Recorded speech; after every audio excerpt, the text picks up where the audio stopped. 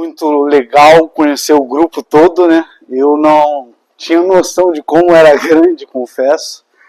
E é bem legal ver todo mundo trabalhando em problemas distintos, aí, diferentes, né? Eu particularmente estou preocupado trabalhando numa área que é a comunicação quântica, e eu vou falar um pouco para vocês sobre a caracterização de um gerador de números aleatórios utilizando um método estatístico que é mais utilizado pelo pessoal que trabalha com metrologia, principalmente metrologia de tempo e frequência, que é o chamado desvio de Allen modificado. Bom, aqui só um panorama aí do grupo de comunicação, né? Eduardo, que é estudante de iniciação científica, está trabalhando com a parte de testes de aleatoriedade. O Antônio está trabalhando desenvolvendo um laser para ser aplicado em experimentos também de comunicação ótica e comunicação quântica. O Brunão aí está trabalhando direto comigo na implementação do protocolo de QKD entre USP e UFSCar. E os docentes aqui envolvidos, professor Celso, todo mundo conhece, professor Paulo Henrique e colaborador nosso lá na USP, o professor Daniel Magalhães. Bom, a principal tarefa da comunicação quântica, a gente pode dizer que é a criptografia. E esse aqui é um esquema básico aí para a gente ter um entendimento do que é a criptografia, onde eu tenho ali o meu transmissor, que a gente costuma chamar de Alice, em que ela precisa transmitir uma mensagem de maneira segura, só que ela sabe que essa mensagem vai ter que passar por um canal que não é seguro. Para isso ela precisa de uma chave, que é aquela chave criptográfica. Na realidade é uma sequência de bits aleatórios ali que ela vai utilizar para poder encriptar aquela mensagem, transmitir por meio do canal, e aí sim o meu receptor, que é o Bob, consegue com essa mesma chave, ou até com uma outra chave, dependendo do protocolo, uma chave adequada, consegue decriptar a mensagem e recuperar a mensagem original. Tanto para a criptografia clássica quanto para a quântica, a gente pode ter esse primeiro panorama para ter um bom entendimento do que é e como funciona. Só que, graças ao desenvolvimento principalmente da computação quântica de algumas décadas, né, até aqui, a criptografia clássica, sei que isso é muito discutível, né, mas ela está ameaçada de certa forma, vamos dizer assim. Por isso a necessidade do desenvolvimento da criptografia quântica, que é baseada nas leis da física, né, nas leis principalmente da mecânica quântica. Bom, eu não vou entrar aqui em muitos detalhes. Esse aqui é a configuração experimental que a gente está montando, que é baseada no protocolo COL, mas eu vou deixar essa parte aqui para o Bruno, deve comentar amanhã com mais detalhes sobre isso, mas o meu interesse hoje aqui é mostrar para vocês um pouquinho sobre esse quadradinho aqui, ó, que é o QRNG, que é o gerador de chave criptográfica. E aí, existem algumas tecnologias para se desenvolver isso. Eu vou falar um pouco disso para vocês. Bom, então, o que são esses geradores? Na verdade, são os geradores de números aleatórios, né? Existem basicamente 4 tipos. O primeiro é o TRNG, que é um gerador de números aleatórios verdadeiro. Por que ele é verdadeiro, né? Porque ele é baseado num fenômeno físico. A minha aleatoriedade está sendo extraída de um fenômeno físico. Dentre esses, a gente tem o chamado QRNG, que é aquele que eu mostrei lá anteriormente. O QRNG explora fenômenos quânticos, aí melhora ainda mais A gente consegue tirar mais vantagem disso, porque a gente está falando de uma teoria que tem a sua descrição inerentemente probabilística, não determinística, diferente da física clássica. E eu tenho também PRNG e o CSPRNG, que são, na realidade, são geradores que são algoritmos, e a gente sabe que todos os algoritmos são, no fundo, uma sequência de passos ali, ou seja, uma receitinha de bolo, portanto, eles são determinísticos. E por conta disso, eu não sei se vocês conseguem enxergar bem aí, mas eu trouxe aqui esse diagrama esquemático, que é tido hoje na literatura como aquele que seria um diagrama, uma configuração segura para geração e aplicação de uma chave criptográfica. Eu tenho aqui a minha fonte de entropia, que é o meu fenômeno físico que está sendo medido, tá? Onde eu estou extraindo a aleatoriedade. Depois disso, eu tenho uma outra etapa, que é o meu condicionamento do sinal, onde eu vou transformar esse sinal que estou medindo, que é um sinal aleatório, mas eu vou transformar ele numa sequência de bits. E depois eu passo por uma outra etapa de pós-processamento, que a gente chama de extrator de aleatoriedade. É um algoritmo que faz isso. O que é esse extrator e por que dele?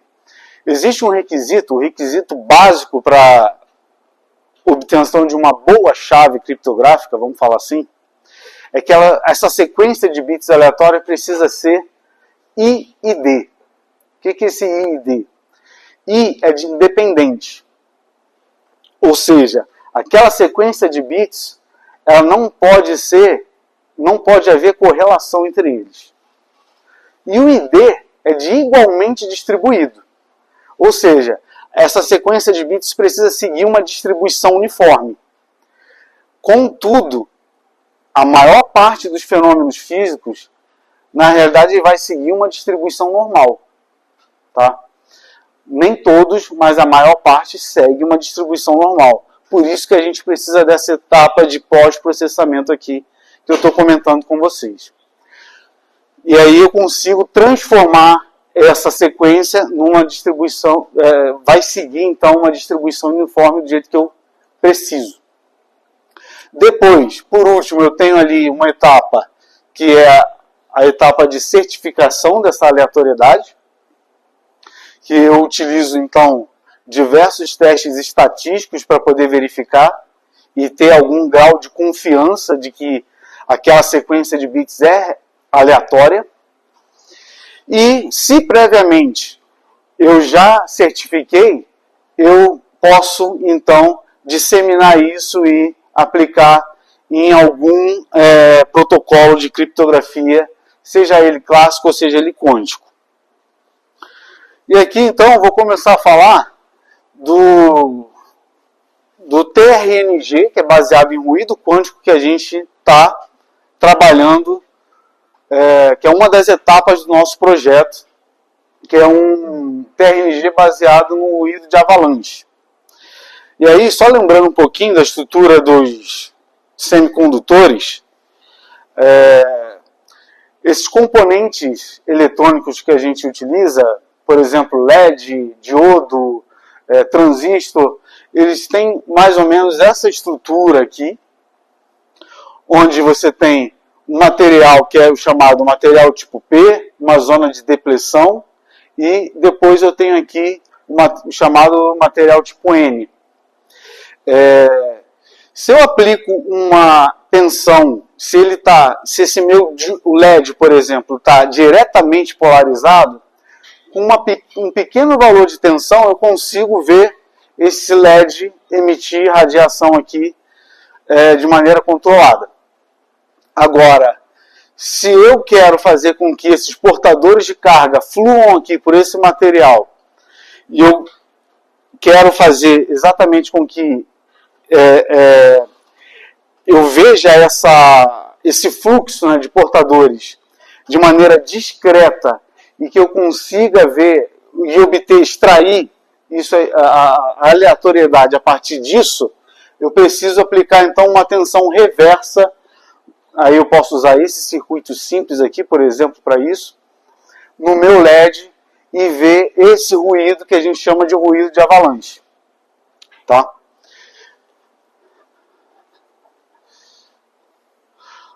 Bom, então aqui está o circuito que nós construímos. Não dá para ver muito bem também, imagino, né? Mas basicamente o que a gente tem aqui, nesse primeiro ramo aqui, é exatamente o meu LED que está sendo disposto aqui nessa condição de reversamente polarizado. Aqui eu tenho um conjunto de componentes que faz com que essa tensão, e aí uma coisa que eu não falei, quando ele está operando nessa condição de reversamente polarizado, eu preciso de uma tensão bem mais alta, tá? E aí a gente começa a ver esse efeito a partir de 26 volts, tá? E tenho aqui um circuito, um componente que vai funcionar como uma espécie de um digitalizador para mim, onde eu vou ver essa sequência de bits chegando no meu microcontrolador, que a gente utiliza a ESP32, é como se fosse um Arduino, tá? Um pouco mais poderoso que o Arduino. E aí, esse sinal que eu estou mostrando aqui para vocês é um sinal em que no osciloscópio, onde eu estou vendo esses portadores de carga fluindo sem passar pelo comparador, ou seja, eu fiz uma medida diretamente aqui em cima do LED, e aqui exatamente medindo na saída do meu comparador aqui, do meu digitalizador. E aí, não sei se vocês conseguem ver, aqui eu já tenho uma espécie de uns bitzinhos, uma sequência de bits chegando para ser processado pelo meu microcontrolador aqui. Tá? E o que eu meço, na realidade, são os tempos de chegada desses portadores de carga no meu microcontrolador. Tá? Bom, para caracterizar isso, eu utilizei o chamado fator de Fano, em que a gente assume que a distribuição desses eventos segue, na realidade, uma distribuição de Poisson. E a gente sabe que uma das propriedades da distribuição de Poisson é que a variância ela é igual ao valor esperado. E aí eu consigo caracterizar correlação a partir disso. Se o fator de Fano ele é maior ou menor do que 1, esses eventos eles vão estar correlacionados. Se ele é igual a 1, a gente pode dizer que ele não é correlacionado, portanto, são independentes. Os dados que eu vou estar coletando ali. Tá? Na prática, para um gerador de números aleatórios verdadeiro, sempre vai haver uma correlaçãozinha. Mas a gente consegue mitigar isso a partir daquele processamento que eu expliquei para vocês anteriormente. E eu acho que o pulo do gato aqui do trabalho é, na realidade, mostrar que é possível também fazer essa caracterização de um gerador de números aleatórios por meio da densidade espectral de frequência, que vai culminar lá no desvio de Allen modificado, que eu vou explicar para vocês.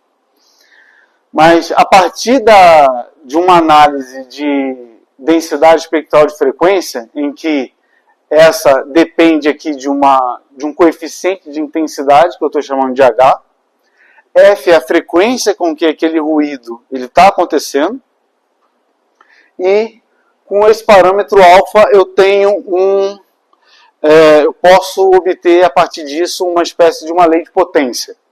E aí todos os tipos de ruído que a gente vê, ruído branco, ruído flicker, random walk, eu consigo caracterizar dessa forma E se eu consigo avaliar isso no domínio da frequência, eu consigo avaliar isso também no domínio do tempo. E aí aqui, estou mostrando para vocês a evolução temporal de um sinal ruidoso para cada um desses tipos de ruído. Tá? E o que é interessante é que para passar para o domínio do tempo, eu utilizo aqui um slope, né, que depende do parâmetro alfa, que é um outro parâmetro que eu vou chamar aqui de μ. E eu consigo avaliar isso a partir de um gráfico como esse daqui, onde eu tenho o meu tal, que é o tempo em que é o tempo de integração ao longo de toda a medida. E aí eu não comentei isso, mas eu realizei medidas aqui ao longo de 3 horas, com aquele circuito que eu mostrei. E esse tal é o período, o tal mínimo que eu preciso é o período de amostragem. É o período mínimo em que aquele evento vai se repetir ao longo do tempo. Tá? E esse eixo horizontal aqui, na verdade, são múltiplos desse tal. E o meu eixo vertical aqui, que eu utilizo essa expressão para obter, eu posso entender, é justamente o meu desvio de ala modificado, e eu posso entender como uma medida de instabilidade ou uma medida de flutuação. Que para a metrologia vai ser uma medida de incerteza também. Tá? Bom, então dito isso, foram feitas 4 baterias de medida, em que eu avaliei para as tensões aplicadas lá no LED desde 26,6 volts até 27,2 volts. E aí a gente tem esse comportamento aqui para a taxa de geração de eventos, o que é importante para o gerador. Está aqui em vermelho, olha, para tensão de 26,6 volts, a gente vê que a taxa é muito pequena, só tem 100 eventos por segundo aqui acontecendo. E pensando lá na frente no gerador de chave criptográfica, quanto maior a chave, melhor. Tá?